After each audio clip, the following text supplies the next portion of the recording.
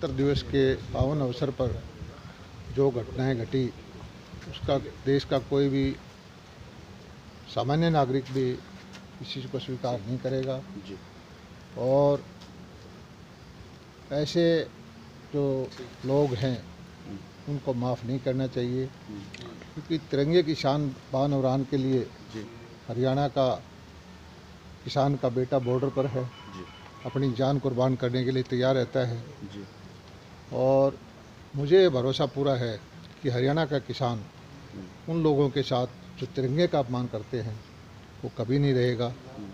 और मेरी भी हाथ जोड़ के उन सबसे प्रार्थना है कि सब अपने अपने घरों में आएं और जो इस तरह के तत्व है, देश विरोधी ताकतें हैं, समाज विरोधी ताकतें हैं, जी। जिसने इस पावन अवसर पर इतना उत्पात किया है, राष्ट्र की शान में बट्टा लगाने की कोशिश की है, उनका साथ ना दें और सब लोग अपने अपने घरों में जाएं। हरियाणा सरकार या भारत सरकार, मोदी जी ने जैसे वचन दिया है कि 2022 तक किसान की आमदनी को दुगना करना है, उस दिशा में एक एक कदम करके आगे बढ़ रहे हैं और मोदी जी जरूर कामयाब होंगे और हमारा सामान्य जनमानस इन देश विरोधी ताकतों को परास्त करेगा, देश आगे बढ़ेगा। सर, किसका हाथ देखते हैं सर इसके पीछे? पूरा जो घटनाक्रम हुआ है, क्या लगता है कौन लोग हैं इसके पीछे? किसी देश का हाथ है या संगठनों का हाथ है? कहाँ से इसको फीड किया जा रहा था? एक बात तो सुनिश्चित है कि संविधान में विश्वास करने वाला, देश की रक्षा करने के जिसके बेटे भाई सेना में हैं, ऐसे किसान इन लोगों के साथ नहीं हो सकते। ये जो राष्ट्र विरोधी ताकतें हैं जो हमारे देश को आगे बढ़ता हुआ नहीं देखना चाहते, उनका इसमें हाथ है और धीरे धीरे करके सब तथ्य सामने आ जाएंगे और कानून अपना काम करेगा। किसान जत्थेबंदी ने भी कल जो हुआ है उससे अपना पल्ला झाड़ लिया कि हमारा नहीं है ये सब। यही किसान संगठन, इनसे बार बार सरकार ने पेशकश की थी कि आप 26 जनवरी के गणतंत्र दिवस को छोड़कर कोई और दिन परेड निकाल लें। तब उन्होंने लिखित में एफिडेविट दिया था कि हम रूट जो अब दिल्ली पुलिस के साथ साझा कर रहे हैं उससे बाहर नहीं जाएंगे, कानून व्यवस्था को नहीं तोड़ेंगे और शांतिपूर्वक प्रदर्शन होगा। अब कोई भी आदमी जो घिनौनी हरकत की है उसकी जिम्मेदारी लेने के लिए तैयार नहीं है। तो ऐसा लगता है कि कोई नेतृत्व जो है इस आंदोलन का कोई देश विरोधी ताकतों के हाथ में है। अब हर आदमी ये जत्थेबंदियाँ जिम्मेदारी स्वीकार करने के लिए तैयार नहीं है। मेरी उन सबसे प्रार्थना है कि अपने ऊपर जिम्मेदारी लें।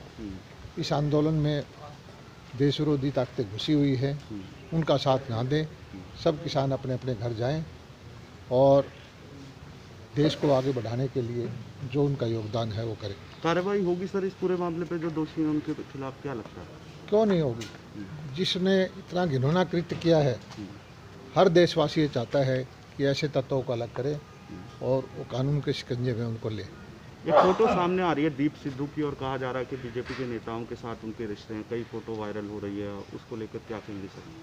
फोटो ये कोई एक आदमी का किया हुआ घिनौना कृत्य नहीं है, इसके अंदर बहुत सारे लोग इन्वॉल्व होंगे और फोटो देश के किसी भी नागरिक के, किसी भी नेता के साथ हो सकती है। उससे ज़रूरी नहीं है कि वो उस विचारधारा से जुड़ा हुआ हो। इसमें बड़ा भयंकर षड्यंत्र है। मोदी जी को अस्थिर करने का षड्यंत्र था ये। मैं हरियाणा पुलिस के, दिल्ली पुलिस के जो हमारे भाई हैं, उनकी सूझबूझ को, उनकी कार्यशैली को, जो संयम का उन्होंने परिचय दिया, उसके लिए उनको बधाई देता हूँ।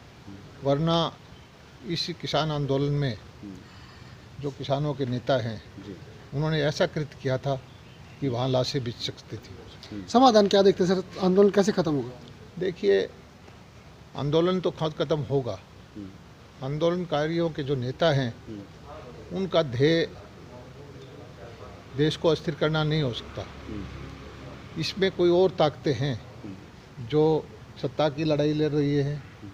मोदी जी को, भारत सरकार को अस्थिर करने की कोशिश हो रही है।